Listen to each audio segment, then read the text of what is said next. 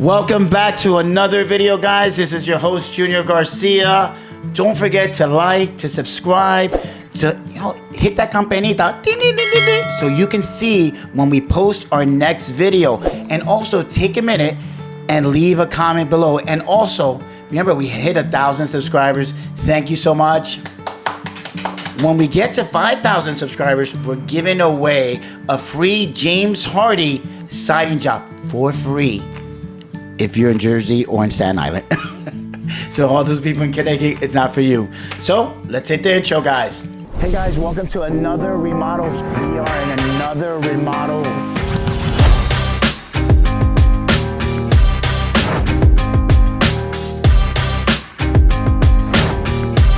Keep watching, keep watching.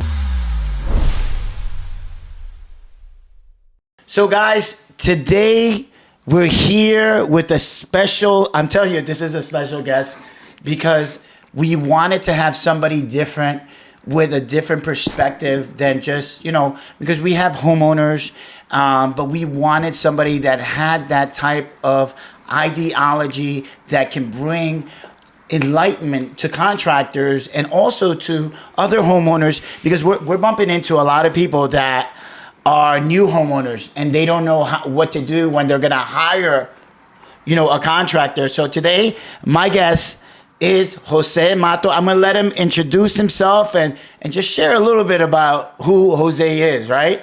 Awesome. Thank you, Junior. It's great to be here chatting with you. Right. I think how I got into real estate was an interesting journey. So I've been in corporate America for about 32 years. Right. And back in 2000, everybody was buying real estate. And I had a few dollars in home equity and equity in my house. And I said, why not? I'll buy real estate as well. So for about 10 years, I acquired a few properties and was incredibly busy and just throwing money at the properties and not really managing that as a business. Right. So perhaps not upside down, but leaving a lot of money on the table. Over the years, I've bought more and more properties, and it's gotten to a point where now real estate is the next chapter in my life. Really, I just finished 32 years working in corporate America. Woo! And that's what I'm gonna thank you. And that's what I'm gonna do for a living. And I'm gonna do that for a living for many reasons. Do you enjoy it first, right? Do you like it? Beautiful. Okay. Reason number one, I'm a creator. Okay. And real estate and properties and renovating and remodeling. You enjoy it? Do you like it? I love it. It's an awesome way to create. Right. Number two, I love to enhance people's lives. When I see a tenant, when I see a potential future owner, I also like to fix things so that they can have a better life and I can enrich them. So absolutely. So you're not a slumlord. I am not a slumlord. Right. By the way, I do try to meet the human needs of the people for whom I'm going to be providing a service. Right. And that gets to me into what's the level of aesthetics, what's the amount of space, what's the amount you're going to be charging for a particular property. And no, I'm not a slumlord, but I need to meet tenants where they are. Right, exactly. Yeah. So, so I know Jose, right? And I wanted to take a second because Jose is a homeowner, also an investor, about 10 different units. We call them 10 doors, right? So he called me through my producer Pete. And producer Pete and Jose know each other, and he said, hey, listen, I'm looking for somebody to do my roof, somebody to do my siding. I know the guy. His name is Junior, Carpenter's Touch. And so, I got to meet Jose, and I met Jose. Right off the back, I knew that the questions he was asking me was not my regular homeowner, my regular client. I could tell he was experienced already. He already kind of knew the lingo, and he already knew the verbiage of how things are kind of moved around, timelines and different things. So I went there, gave him a price to do the roof, gave him a price to do the siding, and he didn't give me the job. I'm gonna call you out there. I'm gonna call you out there now. You didn't give me the job, baby. What's going on, right? So Jose didn't give me the job. So we're gonna find out why he didn't give me the job, right? Because at the end of the day, we want to know the perspective of people when they're going, because most people are going out and they're getting different quotes. Like most people are getting 3 different quotes. That's generally what's going to happen. And then after the 3 different quotes, you're going to kind of feel the person out. But we want to hear from you, and you can use that example as when you first met me, right? Because I want to know too, and I believe they want to know, right, Pete? You know, who is, you know, what was your ideology behind that? Because like we had spoken before, not everybody's a good fit for each other, right? Exactly. Right. But what was when? I'll tell you. First and foremost, and I tell you, homeowners or investors, you need to know your strategy, right? And you need to know the value that you add to a job. And you need to know what you don't know enough about that you need somebody to provide for you. Right. So I felt that I knew a lot of what I needed to know to hire a person that could just do the work, and that all the additional value that I see in a person like you, your experience, your approach to the work, perhaps managing the town, getting permits and all that, right, that I could do that on my own. Right. And so for that reason, you were not the right person for that one job for me. Right. Now, if I had run into you 10, 15 years ago when I had a lot less experience, not only had I not done those things, but I didn't even know I had to do them, I think the value that I would have gotten from you would have been amazing. At this point in time, I was looking for somebody to just do the work. Because most, if you're in Jersey City, like to the people that follow us and they're in Jersey City, when I've pulled out permits in Jersey City, it's a line. It's a cheese line. You've been there, right? Yes. And you're taking that elevator all the way up. Yes. And the first thing they do is a sign right here and take a number, sit down, we'll call you. And then there are people that are hired by contractors and builders to come in, right, to do all the legwork, because they're going to be there for hours. I'm telling you, if you're going to a building department in Jersey City, you're going to be there for hours. So they'll say, let's say, John Smith, and he'll come up, it's me, John Smith, okay, these are the permits, and so forth, and he'll finish, go sit down, he submits those plans, then he'll sit back down. Susie Thompson, that same guy will stand up and he'll go to the desk and he'll drop off plans. He's making a living. He's very, very smart, but he's understanding that time equals value to that builder. So if I would have met you maybe 10 years back, I think you would have probably hired me. But now you're capable enough to do that legwork and save time, which equates to money, right? Exactly. You know, and there's something else. Right. I have tremendous passion for the process of creating. Right. And I knew that you had the skills and experiences to just do it all. Right. And that was going to take me out. And I wanted to be in the construction, a little bit in the construction of my project. But I like you could have emailed me. I'd like to learn. I like to look at the finished job and say, I put a few things into it. Right. So I think I need. You're a creator. You're definitely a creator. I'm a creator. Yes. Right. And I felt that wasn't going to be possible also with you because of your experience and the complete. I think you bring a complete approach to the work, administrative, perhaps a little bit of aesthetics, the construction itself, and all that stuff. And I felt like I wanted to be more part than I would have made sense to be a part of the job with you. So I think my first question would be like, what advice would you give to like the new homeowners, right? There's new homeowners out there. They just bought a house. They don't really know who to hire. And generally it's sad, right? Because they're going to hire who their father used, and who their father used is almost semi-retired, and they don't do the skills that are needed now. What would you say would be the process for you to vet out those contractors? Let's say what encouraging words or advice you would give to the new homeowners out there? This is what I would do if I was you. I think if you're fairly new, first and foremost, you need to understand what's the value that you want to or can yourself provide, and don't pay for that, right? That's first and foremost. Second of all, I would definitely go into, you're absolutely right, techniques, materials, et cetera, that's changed a lot. The other thing is, in the past, when you talked about tradespeople, you thought about their ability to do the work. Chances are, because of specialization, that you're going to get tons of people. So how good are they at working with others? What Right. type of experience do they have for you? In my case, I look for a partnership. I don't look for someone to come just and do the work, but I know, since I'm a buy, fix, add value, hold and rent type of investor, Okay.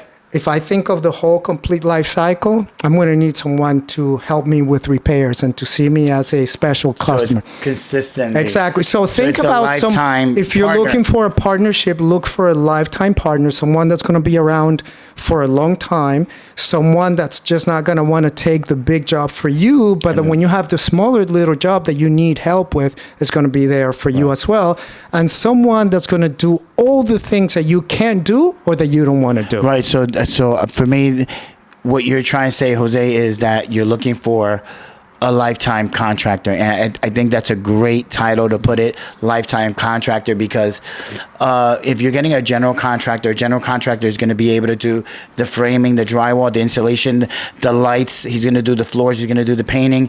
He's going to do, he's going to finish your basement, do your roof, do your siding, and the general contractor is going to have his team to do that. But when it comes to, the door on my vanity just kind of broke, or the door on my cabinet kind of came off the hinges. Can you come by and take care? You're looking for that type of guy. I think also on the aspect of, you're a homeowner investor, but more of an investor because you have 10 different properties. But for a homeowner that doesn't have that, how would they choose the right person, right? What do you get, Like, do you get something, okay, you feel them out, you listen to them, do you feel something in your stomach? How do you know he's the right fit for you? And I'm going to take you away from the investor, step away from the investor, be the homeowner, your own home that you own. How do you choose that guy? It's actually interesting because the foundation for choosing that guy is really human values and the type of relationship that I would have with that individual if we were just friends, members of the same church, co-workers. Right. And at least in my case, that takes very little. Okay. Within 5, 10, 15 minutes of a conversation, immediately, I see whether the person is concerned about meeting my human needs, whether as an investor or as a homeowner. Right. I think you get that quickly. Real fast. Real fast. So that's first and foremost. For me, number 2 is, does a person speak in terms of what you need and want, or does he or do they speak in terms of the things they do, which at the beginning don't really matter to me. What matters to me is, are you really relating to the human needs that I'm trying for you to meet on my behalf? Right. So I think it starts there. Yeah. It also continues, I do the old-fashioned, hey, has anybody worked with this guy? How does he get along with others? You check his Google account. I Google him. Referrals are great. But that feeling I get in the first 10, 15 minutes of talking to this guy is what tells me,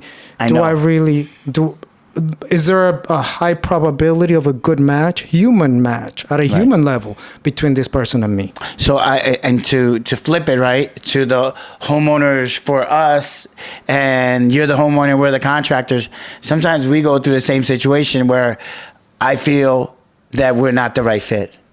And Carpenter such is not the right fit, me for you and you for me. I think you should go and look for somebody else. And we've gone through that where we've had clients that it's not, it's, when, and we have this, this is your list. So tell me a little bit about this list, and then I have something to say. So what's this list? As we talk about fit. A fit, right? A fit. You're looking for the right contractor, right? For your projects. That's 4 pages. 4 pages long. This is 4 pages of specs. So you email that to them, or you hand them that? I emailed this to them. And I tell them I want this to be copied and pasted Okay. into the contract. Oh. Into the contract. So this is copy and pasted. This is the scope of So whatever the scope of work. contract, whatever the scope, well, his scope of work is here. This and is then his insurance. Well, it and is so my on. scope of work. But this is your portion of your scope of work that's embedded into his contract. Yes. Oh, wow. Indeed. So if two things. If you're looking for a homeowner that's as involved in the process, Right. that's awesome because you know exactly what they want. Here I go, how many colors to use in a room. Read a little bit about this. I'll Give me a little detail of your, So this starts on the outside, right? And this particular job was a relatively large job. Okay. And he starts on the outside with replacing 100 feet of sewer line. I'm going to go into the details. I could just say that, right? Just start getting But it. for me, because I like this and I also want clarity so there's no misunderstanding at the end, I go where the foundation starts to the connection to the main city sewer line. I'm looking for the whole end-to-end service, which includes, and these are bullet points, right, acquiring required permits and insurance. Right. Enlisting the police as if needed, because we know we're going to have to break if you're in Jersey street. City. It's Clean out the outside of the house where the foundation starts, a clean out installed right there. Restoring the grass, because you're going to be breaking through the loan. Restoring the asphalt to its original state, et cetera, et cetera. So you're giving them the whole stage. Specifically. From start to finish. What I have done is that in my mind, I've gone through what it would take if I were doing the job, even Yourself. though I don't know how to do the job. Right. But if I know what needs to be done. I go through all the steps in what needs to be done, so it's detailed. What am I doing? Number one, I'm trying to make sure that they understand exactly what they want so they can price me fairly. Right. I pay, I get my value, and they get their value. It eliminates the opportunity for upselling.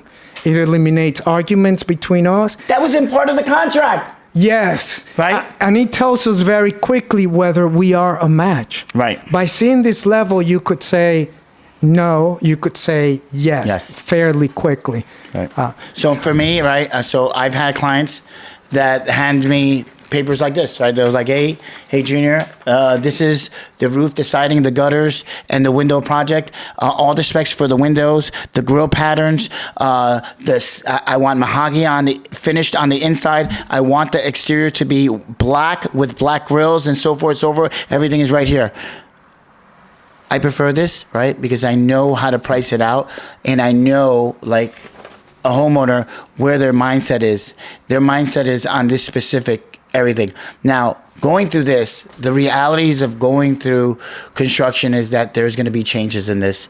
There's going to be some hiccups. There's going to be, we cannot do this specifically because, let's say, the electrical line is right there and we cannot move that, so we can't do it. It's right. So saying to this, I do enjoy this for my specific clients, but if I have a client like this and I feel them out and I have a good fit, I feel good, I move forward. But sometimes we have a client like this as well that is not a good fit. And I feel it's not a good fit because I know that I am going to get a minimum or a contractor, and contractors will shy away from this because they'll be like, I'm going to get maybe 30 emails a day from this client. So they'll say, you know something, it's not worth it. Yep. So to them, the value for the money and there's to them aggravation and stuff, it's not going to work out. But the person that understands this type of client, they say, I understand you, you understand me. It's going to make X amount of dollars and I can take care of that. And I can accept those 20 emails a day. No worry. And I will give you every single updates by my team. My team will call you. They will set out the permits. They'll do everything because those types of business are structured to deal with detailed clients. Now, to the extreme, we call it excessiveness, right? Micromanaging, we call it the crazy clients that you're not. Scratch that. Well, I had a client, right, and beautiful guy. He was a science teacher. He lived in a nice neighborhood in Morris County. Not going to mention his name. He has a beautiful family, has a beautiful house. He lives very, very well. Very well. I'm like, why you're a science teacher and you're living in it? Something's not right? So I'm like, he lives very intellectual, very smart. So he goes, Junior, I want you to do the roof. It has to be Owens Corning Roofing. I said, sure, I'll do the Owens Corning Roofing. Long story short, he told me, and he goes, Junior, have you read the manufacturer's recommendation to install the shingles? I read all the pages. Do you know that the separation from the nails has to be this mount and this mount, this mount, and you have to come there, and when you come, and he read the whole thing and explained everything to me. And, you know, as an installer, you already know it, right? You know what to do, and you know how walls will terminate and flash to the wall, and diverters and all this stuff, and where to ice and water in the valley, and right, you know that because it's a second nature to an installer. But to a homeowner that has read it, you know, it became a challenge because he was trying to tell me what I needed to do correctly, right? And so it was that. In itself, I'm going to say that was probably about 12 years ago, and it was a challenge because you were just reading this out of the book to try to explain to me what I already knew. So, Pete? What is one of the questions? But you know. Go ahead. There's to your point, Junior. Right. There are things that you can anticipate. For example, I'll give you an example of this one job. All right. There's 100 feet of sewer line to be replaced. Do you think we had the blueprint to find out how deep the sewer line was into the ground? No, you don't. So, since I have the level of expertise to know that that's something the contractor can't know and that I don't know, I need to be accepting that variability when it comes my way. It turns out it could have been 4 feet. It could have been up to 12. This one happened to be 10 feet. Wow. For 100 linear foot, 10 feet deep. So it's a lot of digging. A lot of digging. Things that we were not expecting, but I knew enough to know, hey, there are things that you can't predict. A wall. Is it plaster? Is it sheetrock? Right. I know enough now to know which one of the two it is. But few homeowners, you might not know. So if you don't know, you don't get into that level of detail. Right. Because if it's a drywall and you're going to remove the drywall, it's not going to be that much expensive. If it's plaster, it's like breaking a concrete wall and you're chipping away. It's more layers to take out, and wire lath, it's going to be more labor. Yeah. But to the person that's experienced, they already know the value. It's going to be much more money than just a regular drywall. And I'll be a bit controversial with you. Right. I actually would say that this eliminates the need for emails and many conversations, having this level of detail. It's true. If we look into this as that's a little telling of the personality. But if we look into this as this is a little telling of the experience, then we can come back at the end of every week and say... It makes it easier. It makes it easier. I think in part, if you're detailing them, specific... And if I had siding jobs... I had detailed siding jobs where there was crowns, there were specific kick-out flashings where they wanted, and they would take the pictures in with, they would put the arrow circling where they wanted certain things and stuff like that. And it eliminates me to make the mistake, because you kind of told me this is exactly, I am going to have the light blocks 9 feet 3 inches, centered from the door, and from that center, the light block is going to go there right and left, because I'm going to put 2 sconces on those light blocks. It makes it so much easier. But from the contractor's point of, some contractors are like, oh, I don't want that, because I feel it's a headache. The experienced contractors will embrace this and says, I know what to do. He made it so much easier. He gave me a cheat sheet. I can take care of it. I know how to price this out. I'll take the job. You know what I'm saying? But so So to that point, Right. as a contractor's worst nightmare, which you said that was, Right. What are some things you wish contractors would understand better about homeowners or investors like yourself? Are there any misconceptions you would like to address? You want That's for you. Okay. Yep. So he already asked me the question. Okay, cool. Well, I think I want contractors, number one, to know what it is that my objective is for this particular project. Am I going to be fixing, adding value, holding and renting for some time? Am I going to be fixing and flipping? Am I going to be living here? Right. So that's number one. Number two, I would really love, because oftentimes I feel that contractors come into a project to do the work, and they don't come into the project to meet a human need of the person that are going to be living there. Are they relating to the family that's going to live there? Do they understand that when that family comes in from being out in the movie theater, they'll turn it off or turn a light on, and then they need a three-way to turn that off in a way that kids don't fall over? Do they understand do they have kids? I understand exactly what you're saying. Do they have kids? If they have kids, what things should I be looking out for? A particular example, I just created a set of steps. Okay. And the contractor who did the work said to me, hey, this is completely up to specs. And I said, completely up to specs, but it's not going to meet the need of the person that I already know is going to live there. Oh. That person is 72, that person has a cane, and that person is heavy. So that banister, the handrail has to be super enforced for that individual. So I think relate to me as your customer, the person that's paying you. You know, what is it that I'm looking for? And relate to the people, the humans that are going to be consuming. I think that's a great answer. The result of the work that you'll be doing. And I think that buys me through. Then we get into viability, right? So I call that desirability. Make it desirable for the humans that you're working with. Viability. Make it such that I make money while you make money as a contractor. Got it. And last but not least is feasibility.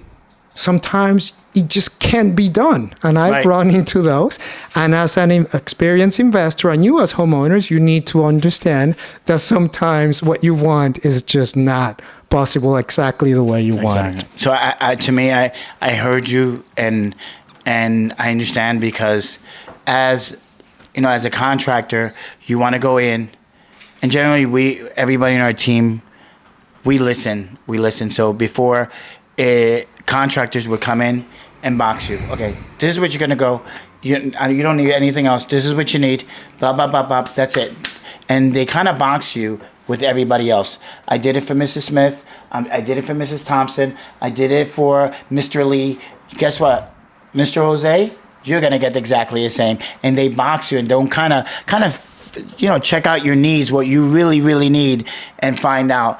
To the other aspect of it is, like, our company has grown. Our company has grown, and our company, we're professionals. We got organized, because you can have a company and you can physically do the work, and you can show the craftsman and do a 45 and cut it and do a return and glue it and use stainless steel nails, and then you can do all the crazy cuts and everything. But if you don't know how to run a business, it doesn't mean nothing. So now that we are running a business and we're organized, our value has grown up, right? Has gone to a definitely higher level than we were before, right? And I can say that, if you knew me 15, 16 years ago, I would install a front door for you for $100. And I was happy. We're not installing doors for $100 anymore, right? And I would go to Home Depot, right? True client in Elizabeth, New Jersey. I would go to Home Depot, follow you. You would pay for the door. You would pay for the lock. You would pay for the shims. You pay the little installations, and all the little accessories that we need. I would put it on the back of my pickup and then drive to your house, gladly take it out, and install that door for $100. Guess what? It's not going to happen like that anymore, right? Because now there's schedules. There's confirmations, there's colors, there's a lot of different things that we are coming across more of these type of clients, more detailed clients, clients that have money and know what they want to buy. But the flip side of that is there's clients that they want this, but they don't want to pay for it. They want the $100. So I'm gonna. Do you want the $100 door installed? Yeah. Do you want the? Yeah, that's the question. No. That's tell me the truth. That's an awesome. Tell me. That's an awesome question. Right. I think there's a market, Right. There is a market. and I use market forces really well. And you said you was in marketing as well, right? Yes. Okay. So I use market forces, and I know the competition. Right. So quality of work, ease of doing work with you, and cost is what value is to me. When I put those three together and I blend them, you either come out as the winner or not. Got it. So you might be the $100 guy, and if you don't have the ease of doing work, and if you don't have the quality, you're not getting my job. You're not. Right.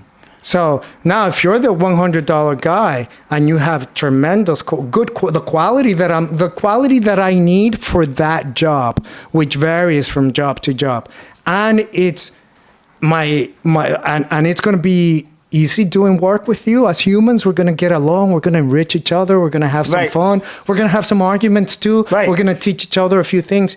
You get it. But chances are that the $100 guy hasn't been around enough to provide that. But sometimes the $1,000 guy, because of it's the three that come together, is also not the right person for me. Right. So the combination of the three, and there's not a formula for that. There's one that's very qualitative, which is how are we going to be enriching each other's lives? Are we building on top for a relationship for the future? That's very qualitative, very subjective. I think the way you're speaking it is more as an investor.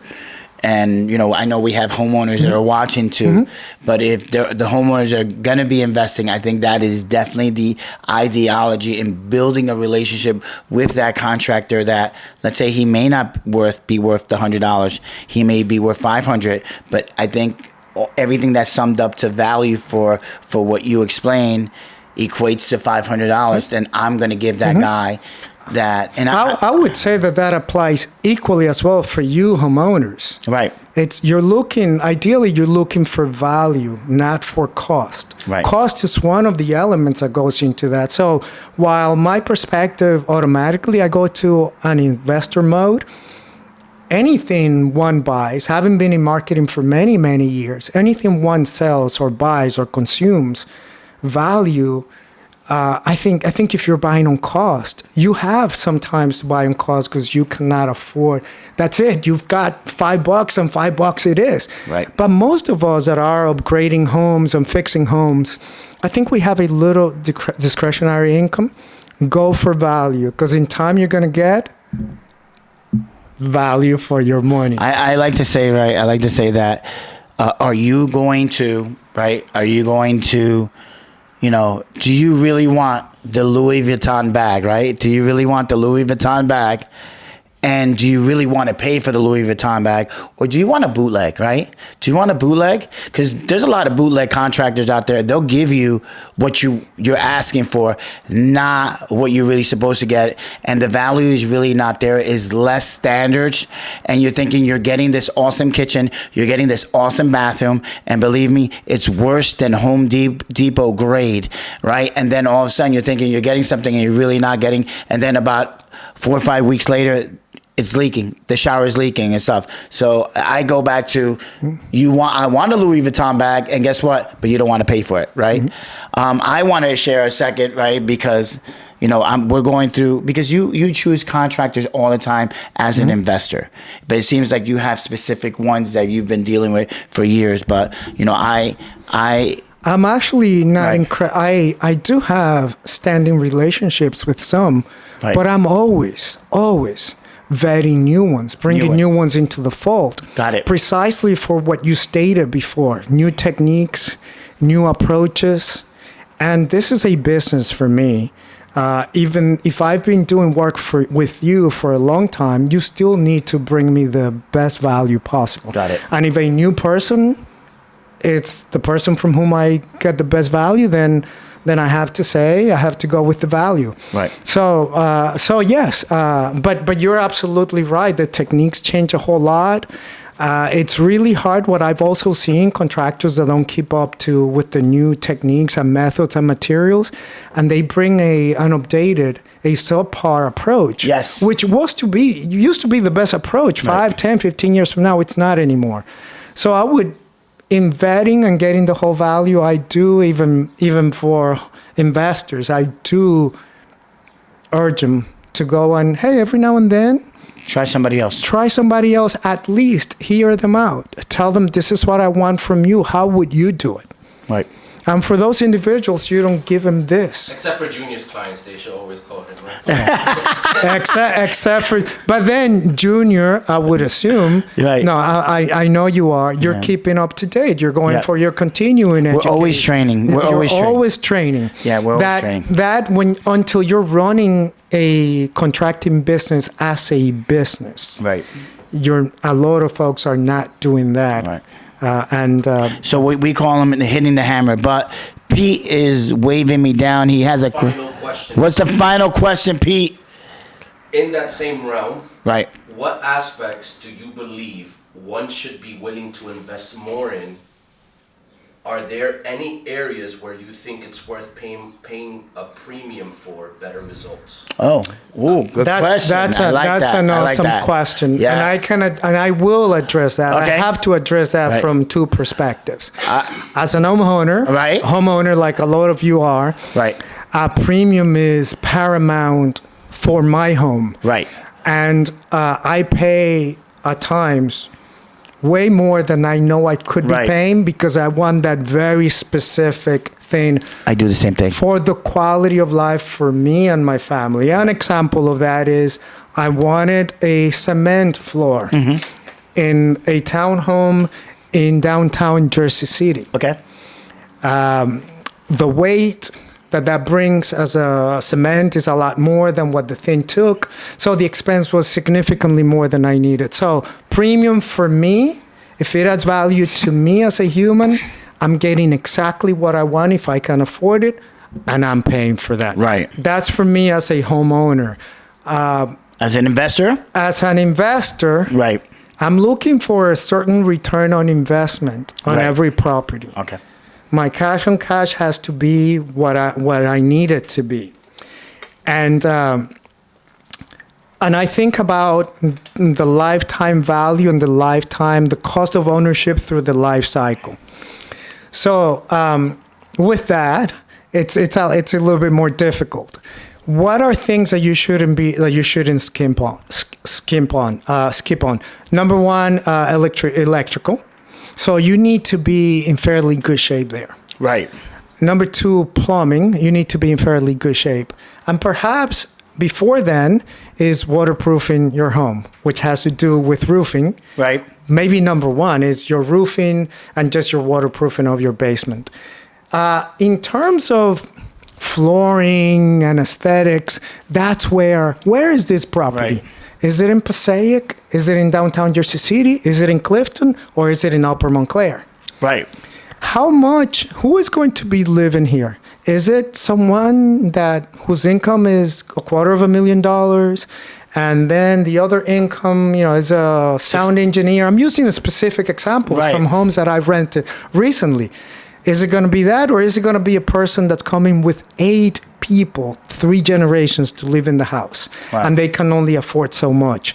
So on aesthetics, flooring, doors, quality of the paint, perhaps even the type of appliances I use, that depends on what the intended tenant is willing to pay. Or the market that you're at, the house. Or the market that I'm in the house. Right. Exactly. You're going to use the bare minimum for, and I wouldn't like to say bare minimum, but just the basic needs for that.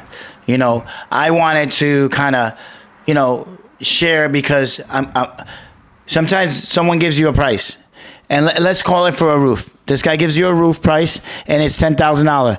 This guy gives you a price, and it's $15,000. And he says, "Why am I going to pay $15,000 when I can get it?" You have to pay the 15 if that's what it takes, Because remember, I'm talking about value over time. Over time. So I pay you the $10,000 today, but 3 years from now I have a leak, and chances are you're not around. You're not coming back. Yes. If you're paying the guy $10,000, they're probably not coming back. So your roofing, your electrical, I call it waterproofing, and roofing is a big part Right. of that. Waterproofing your home, your electrical and your plumbing has to be tip top. And by the way, on premium, I'm going to get into how you get the work done. So some contractors come to you now, for example, in Montclair, New Jersey, you need a permit to do a roof. Right. Or you need, hey, I can do X, Y, Z for you without a permit. Right. You save maybe $300 on getting the permit. Maybe you save 2 or 3 days because you don't have to wait for the inspector.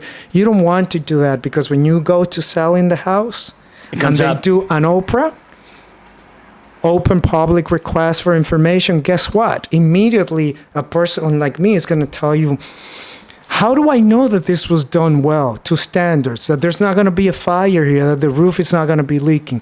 So the foundational items, there's no skimping on that. You need to do it to the level that you need to do it. Aesthetics, it's where you make choices to account for the location and for the people that are going to be living in the house. So I'm going to wrap it up, and I know that we can kick this again. We can have a part 2 if you want to have a part 2, because he has, as an investor, there's so much knowledge that he has, and we haven't even opened that portion of the investing of, we didn't even get into how many contractors you fired.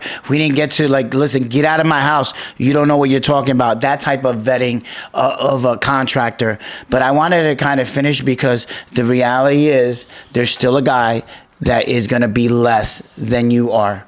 And maybe your services are better and you have better warranties and stuff, but there's a guy, we call him Chuck in the truck, and Chuck in the truck doesn't have insurance. Chuck in the truck doesn't have a license. Chuck in the truck doesn't have any liabilities, and Chuck in the truck is going to take a deposit of $5,000 for the $10,000 roof, and then he's going to run and he's not going to do it. Why do I say that? Because there is a guy right now. There's a guy right now that is doing HVAC, right? And I referred him to a client of mine, and guess what? He took the money, I'm going to say 90% of the money, and has left that client for a month hang dry. Doesn't even pick up the phone. But it's your fault, Junior. I referred that HVAC company about a year ago, right? Obviously he was very cheap than all the other contractors, and that's why the person went with him, of course, but he doesn't have any liabilities. So now he's in a situation where he's going to sue that guy. He called me up. He says, hey, Junior, this is the guy you referred. I don't really like to refer nobody, but I said, this is an HVAC guy I knew from a year ago, and a year ago he did good by me. I'll refer you to him, right? And guess what? Now I'm in that mix of a bad, you gave me somebody bad. So why do I say sometimes the moral of the story is sometimes it's better to pay a lot to somebody that's licensed, that's insured, that has warranties, and you have a safe peace of mind. And let's say there's a leak, let's say there's a problem, or they'll always come back and take care of you and say, oh yes, Mr. Jose, guess what? Oh, that happened? Don't worry, we got you. Then dealing with this guy that's never going to come back, So guys, thank you. You met one of the most detailist homeowner / investors out there. We're still looking for the homeowner that had the worst experience with their contractors. We want to have you on our show, Might that be you? Actually, I did have a terrible experience. Well, we can have it on a different podcast. We definitely have a different podcast. But guys, don't forget to like, to subscribe, to come out, leave a comment below if you like what you heard here. And if you have any other different ideas for this podcast, leave them below. Keep watching.